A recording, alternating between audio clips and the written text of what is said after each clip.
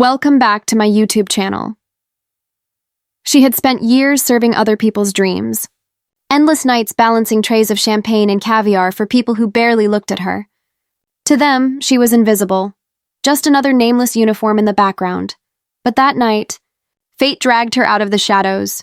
She was selected to serve in the private dining suite of a billionaire investor, a man known for sealing empires over dinner. The table was set for power, mahogany polished to perfection, crystal glasses reflecting ambition, and contracts so thick they looked heavier than hope. Whispers filled the room. One signature and it's $100 million deal. She moved quietly, pouring wine, steady hands, until her eyes caught something no one else noticed. One of the documents, the one they were all celebrating, had a forged signature watermark. Not obvious, not loud, but unmistakable, her pulse thundered. Do I ignore it? Keep my job. Keep my tips. Stay safe. Or, do I speak? And risk everything? She looked at the billionaire. This man who had everything. Yet even he was one bad decision away from losing it all. Her voice betrayed her before her logic could stop it. It's a fake, she whispered. Silence slammed into the room. Every head snapped toward her. She felt her world collapsing, fired, blacklisted, ruined. But instead, the billionaire stood, slowly, calmly, eyes sharp like steel. Show me, he said. She did. The room erupted. Lawyers scrambling. Partners panicking. $100 million disaster had been seconds from ink, and she had stopped it. The billionaire dismissed everyone. Then looking directly at her, he said words she would never forget. You didn't save my deal. You saved my legacy. People like you don't belong in the background. How would you like to work with me instead of for me? In one moment, the girl who was invisible became invaluable, not because she was the smartest. Not because she had power, but because she chose courage over comfort. She didn't sleep that night. Not because of fear, but because her mind was racing with a new kind of electricity she had never felt before. For the first time in her life, she wasn't replaying regrets. She was replaying possibilities. She had always believed power was something you were born into. You were either on one side of the dinner table or the other. But now she had proof that power wasn't given, it was claimed. And she had claimed it with nothing more than courage. The next morning, she arrived back at the same hotel, expecting security to escort her out. Instead, there was a black car waiting, her name written on a card held by a chauffeur. Every step into that vehicle felt unreal, like she had somehow trespassed into someone else's destiny. Yet deep down, something whispered, "You earned this." She was taken not to the restaurant but to the top floor, the executive suite of the very man she had corrected the night before. He was already there, standing by the window overlooking the city skyline. He didn't greet her with formalities. He simply asked one question, "What do you want?" No one had ever asked her that before. They had asked when she was available for extra shifts. They had asked if she could cover someone else's hours. They had asked if she could serve tables no one else wanted. But never, "What do you want?" She opened her mouth but no sound came out. She didn't know how to answer. Wanting had always been dangerous. Wanting meant disappointment. She had learned to settle for survival. He saw the hesitation in her silence. Don't think like an employee. Think like the woman who stopped a $100 million mistake with 4 words. That woman knows what she wants. And for the first time, she said it out loud. I want to matter. I want to build something. I want more. He smiled like he'd been waiting for that. Good, then stop serving tables. Let's build your own. She didn't fully understand what he meant until days later, when she found herself sitting across from lawyers reviewing contracts with her name on them. Not as staff, not as support, as partner. But something deeper had changed long before the paperwork. She no longer walked quietly, hoping not to be noticed. She walked with intention. She spoke with certainty. People who had once ignored her now straightened when she entered the room. Not because of her title, not because of her proximity to wealth, but because she carried herself like someone who would never stay silent again. The first few weeks were chaos in disguise. She had stepped into a world she had only ever witnessed from the sidelines, and now she was expected to play in it like she'd been born there. Boardrooms replaced break rooms. Business plans replaced shift schedules. She found herself surrounded by polished professionals with expensive suits and even more expensive words. They spoke in terms she didn't yet understand: equity, projections, scalability. And she could feel their skepticism radiating across the table every time she opened her mouth. But if there was one thing she had mastered as a waitress, it was reading people. She could tell who was genuinely listening and who was pretending.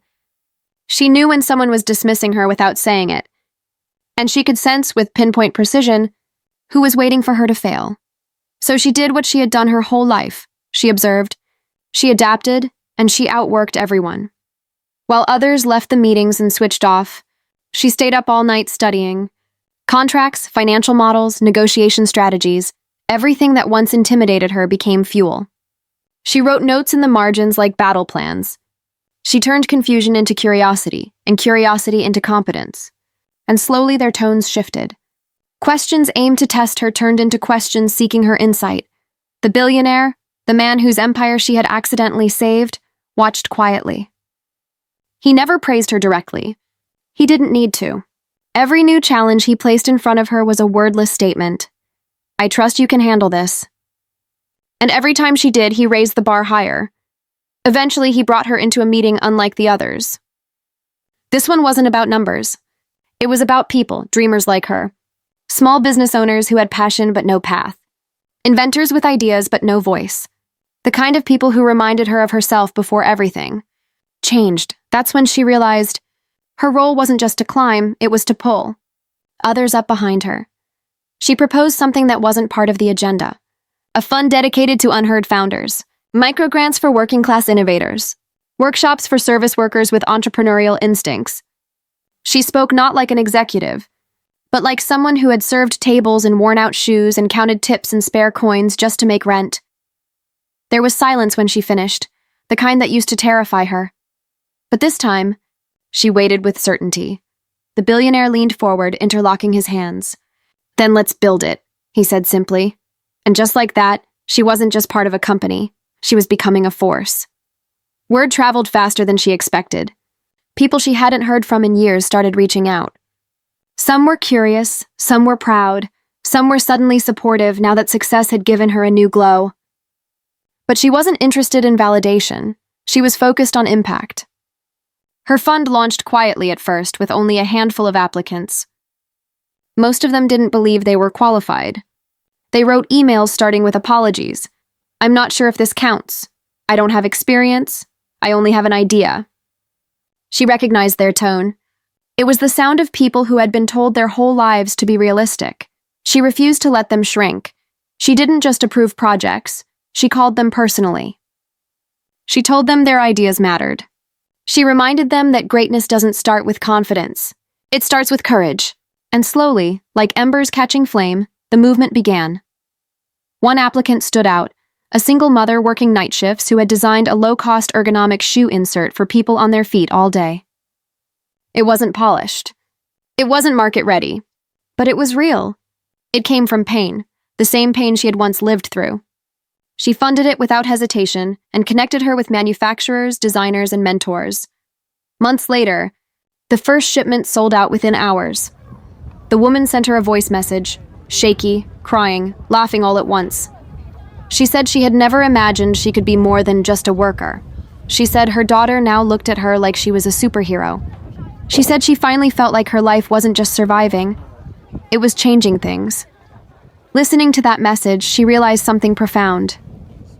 The night she whispered, "It's a fake," she hadn't just saved a billionaire's deal. She had saved herself from a lifetime of playing small. And now she was passing that moment on, one whisper at a time, into lives that had been waiting for someone to believe in them. But success doesn't change the past. It only brings it forward in unexpected ways. Because one evening, while reviewing applications at her desk, she saw a familiar name appear in her inbox. It was from the restaurant where she used to work, and it wasn't a congratulations. It was a plea.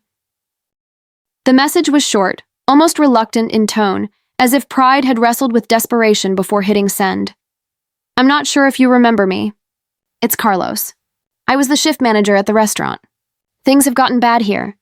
The owner's talking about shutting down. Some of the staff, they're scared. They don't know where to go next. I heard what you're doing now. If there's any way you could help. She stared at the screen for a long time. She remembered Carlos well. Stern, efficient, always stressed, always trying to keep things under control. He wasn't unkind, but he was distant. He never asked how anyone really felt, only if they were on time. Seeing him ask for help was like watching a mountain bow. She didn't respond right away. She sat back and let the history wash over her.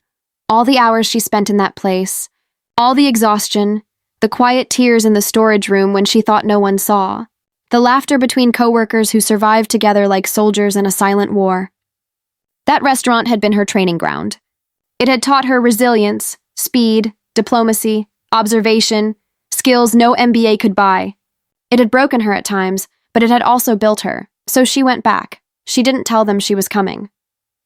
She walked in like any other customer, her footsteps echoing against floors she used to scrub after midnight.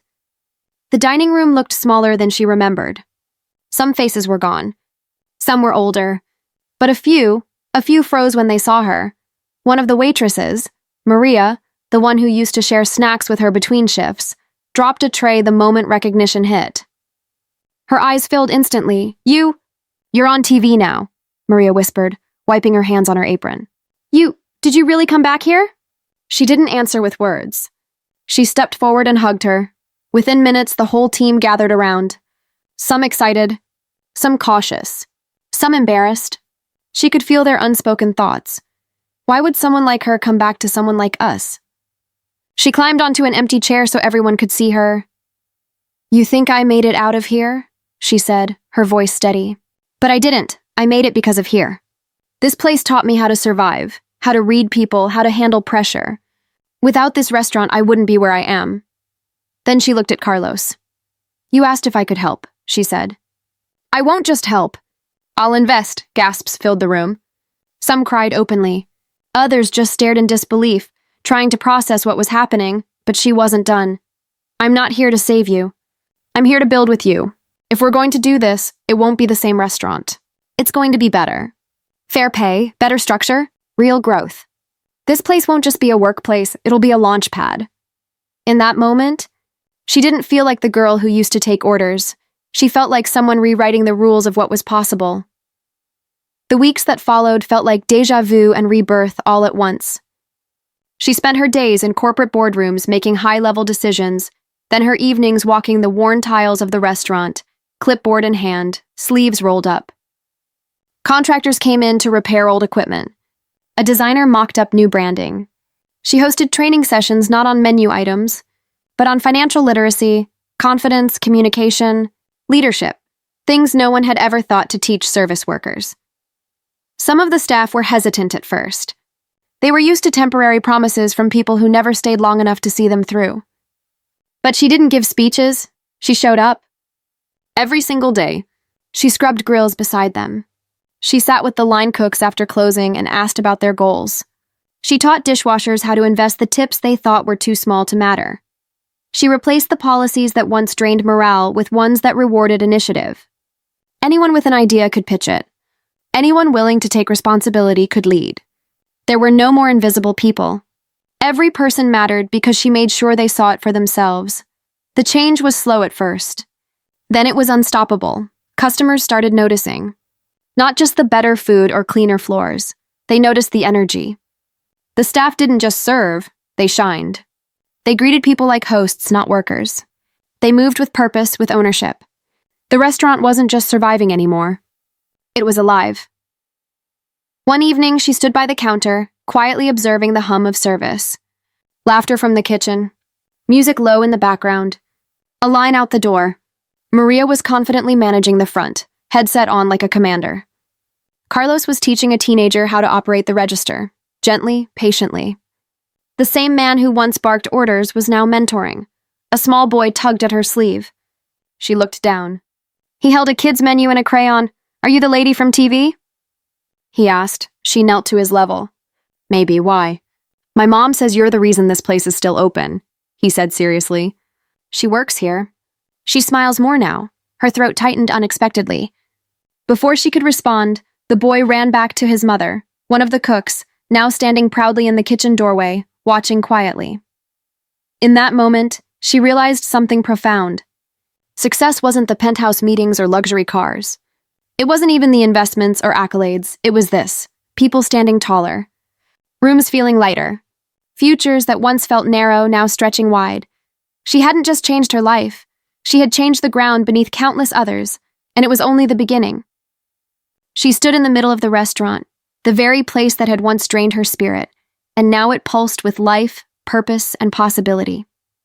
Not because someone wealthy had decided to be generous, not because luck had struck, but because she had whispered truth when silence was safer. Because she had chosen to act when doubt told her she wasn't qualified. People often believe that greatness comes from privilege, intelligence, or opportunity. But she knew the truth now. Greatness comes from a single moment of courage, and the decision to honor it again and again. She had gone from serving tables to building them, from being unseen to becoming unignorable. And instead of closing the door behind her, she held it open wide for everyone who had ever been underestimated.